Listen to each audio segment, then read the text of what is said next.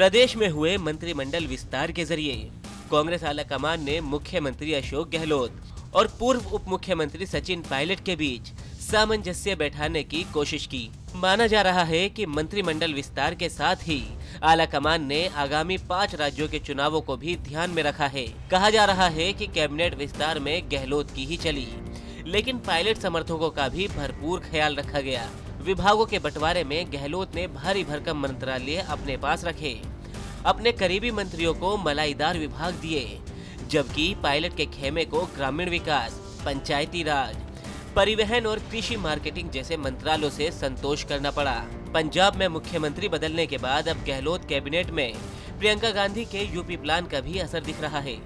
Jatav vote को देखते हुए भजनलाल जाटव को पीडब्ल्यूडी जैसा मंत्रालय दिया गया है, जो पहले सचिन पायलट संभाला करते थे। कैबिनेट मंत्री के रूप में शामिल किए गए 4 दलित मंत्रियों को महत्वपूर्ण मंत्रालय देकर सियासी कद बढ़ाया गया है। इनमें से 3 उत्तर प्रदेश से सटे हुए इलाके हैं। 5 राज्यों के चुनावों से पहले कांग्रेस आलाकमान ने पंजाब में दलित सीएम दिया। अब गहलोत मंत्रिमंडल में जिस तरह से आदिवासी और दलित मंत्रियों को महत्वपूर्ण विभाग दिए गए हैं, उससे साफ संदेश जा रहा है कि कांग्रेस आगामी चुनाव के साथ ही 2023 को ध्यान में रखते हुए राजस्थान के दलित और आदिवासी वोट बैंक को मजबूत करना चाहती है। दलित कोटे से कैबिनेट मंत्री बनाए गए टीकाराम जूली को समाज कल्याण विभाग मिला है, तो ममता भूपेश बैरवा को महिला बाल विकास मंत्रालय, गुर्जर समुदाय से कैबिनेट मंत्री बनाई गई शकुंतला रावत को भी उद्योग और देवस्थान जैसा बड़ा विभाग सौंपा गया है। इसके साथ ही अशोक चांदना को एक बार फिर से खेल, स्किल डेवलपमेंट, रोजगार विभाग दिए गए।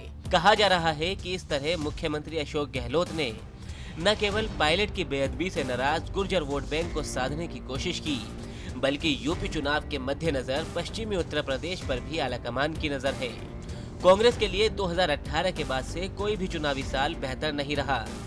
2018 में राजस्थान, मध्य प्रदेश और छत्तीसगढ़ की हैट्रिक के साथ कांग्रेस ने दम तो दिखाया, लेकिन लोकसभा चुनाव में करारी हार और फिर कुछ ही महीनों बाद, सालों बाद मध्य प्रदेश में वापसी करने वाली कांग्रेस सरकार अपने युवा नेता की बगावत के कारण धराशायी हो गई। मध्य प्रदेश में आग लगी तो आज राजस्थान पर भी आई।